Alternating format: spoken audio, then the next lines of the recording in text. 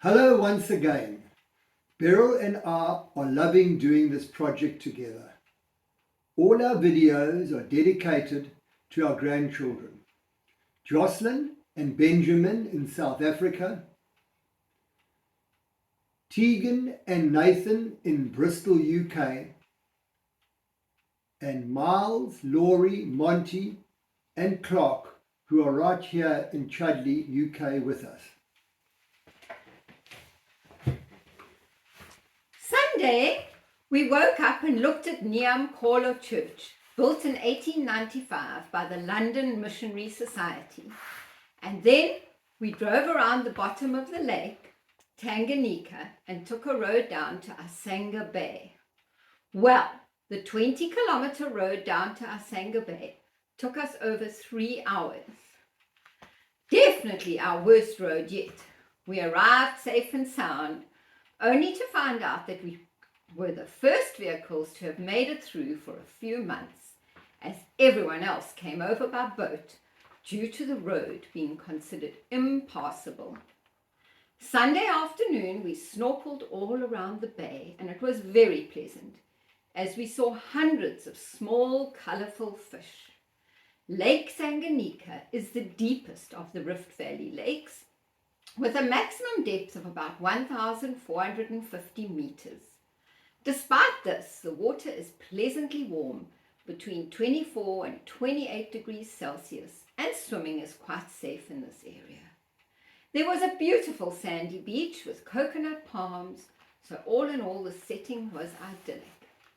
In the evening we had dinner cooked in our baby potjie pot.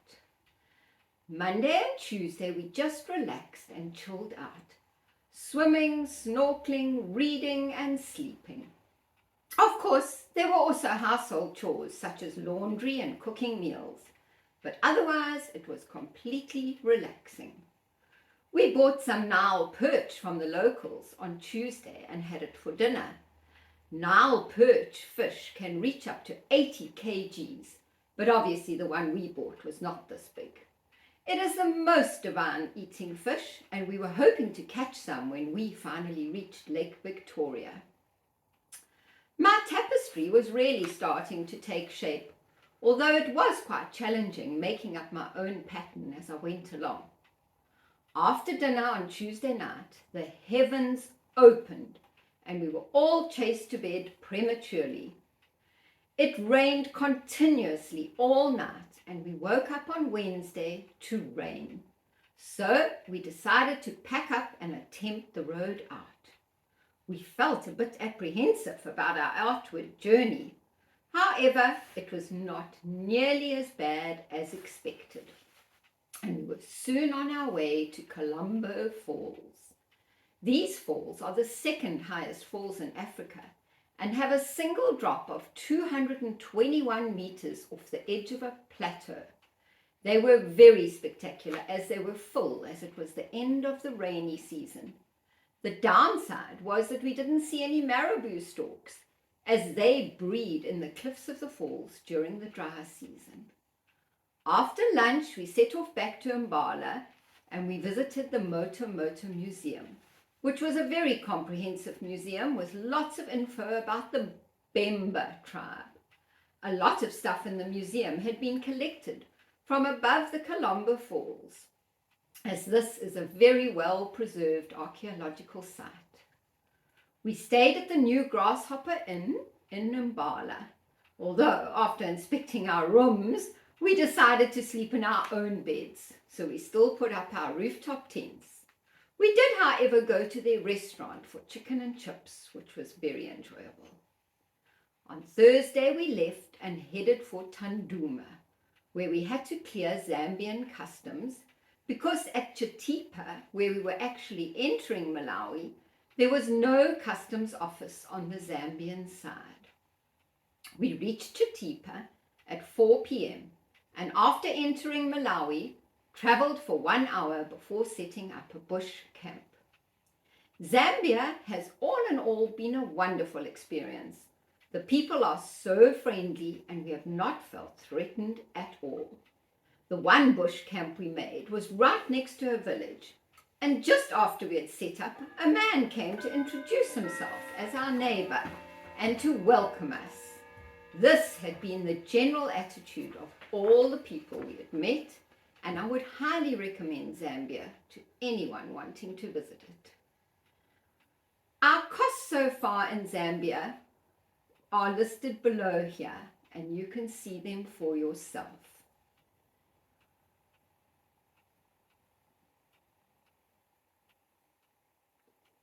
Friday morning, we drove 80 kilometers from Chitipa to Karonga on Lake Malawi to draw money, fill up with fuel and go to the internet cafe. Thank goodness petrol was now 8 Rand 50 instead of 12 to 15 Rand a litre as we had been paying in Zambia.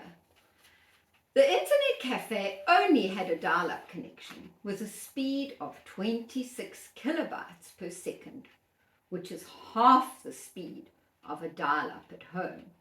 So it took us 40 minutes to just read our incoming emails and to dump the prepared text to the blog.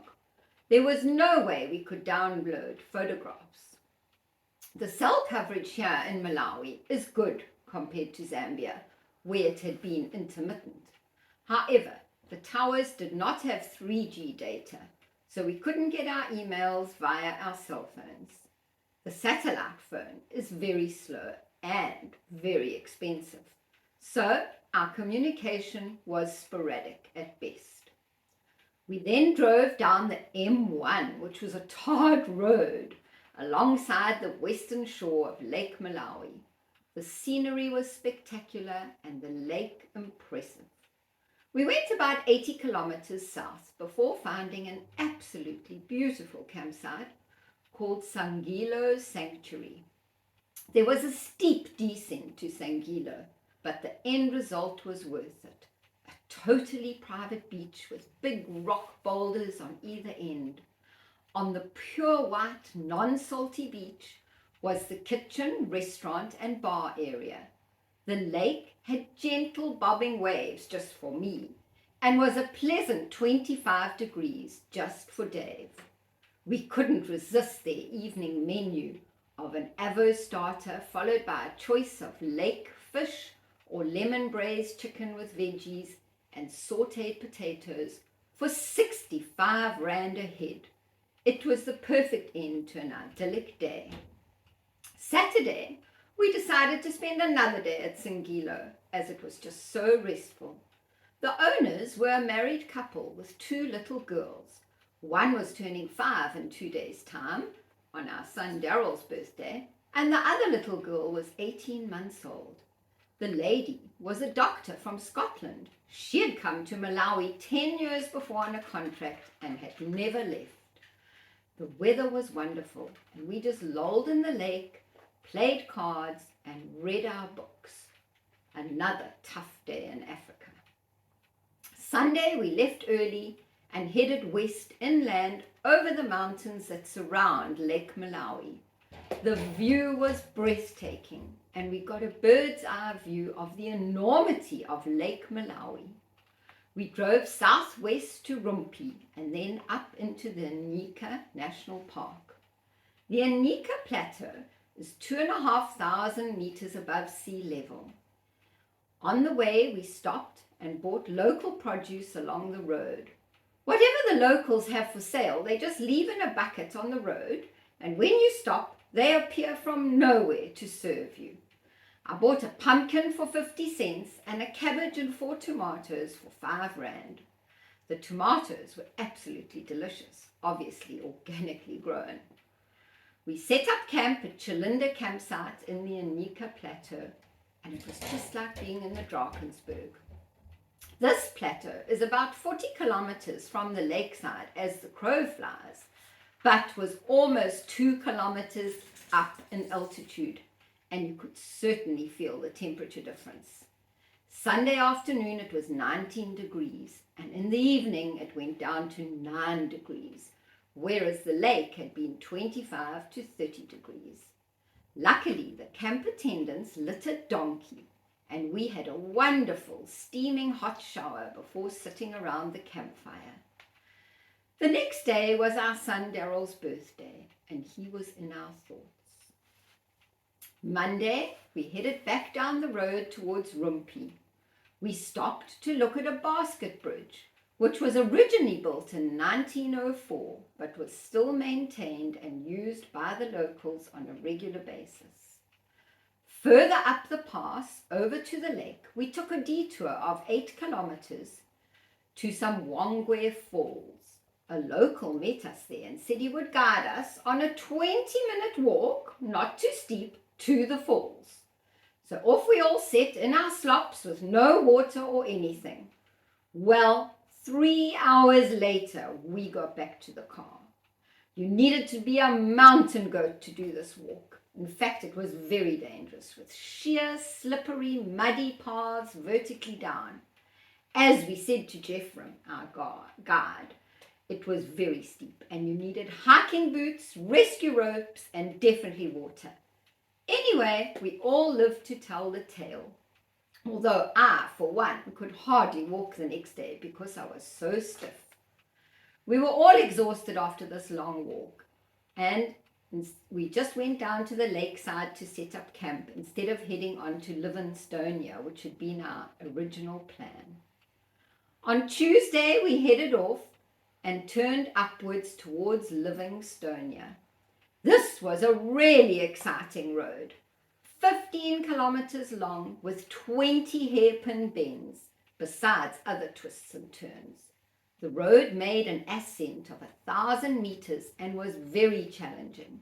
The view was breathtaking and the drive was really worth it.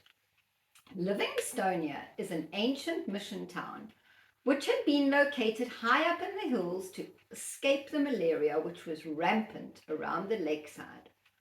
After looking around, we descended the Hairpin Bend Road and then proceeded up the road back towards Karonga.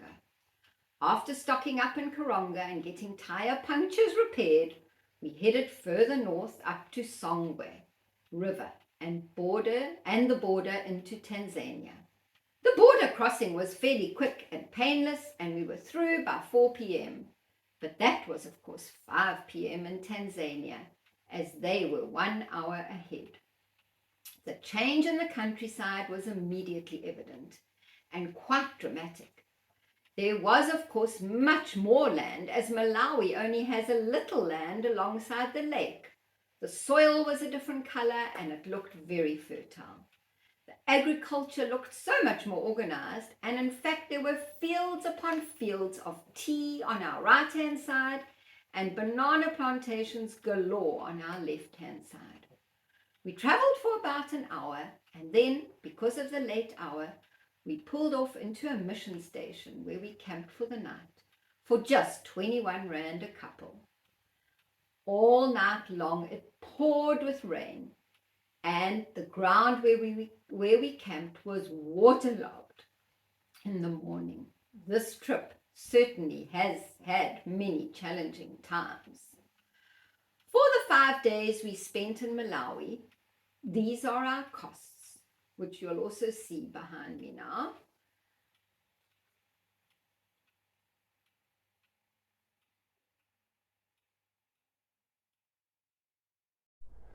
Thank you for watching. Please don't forget to like and subscribe so as to not miss out on our next video.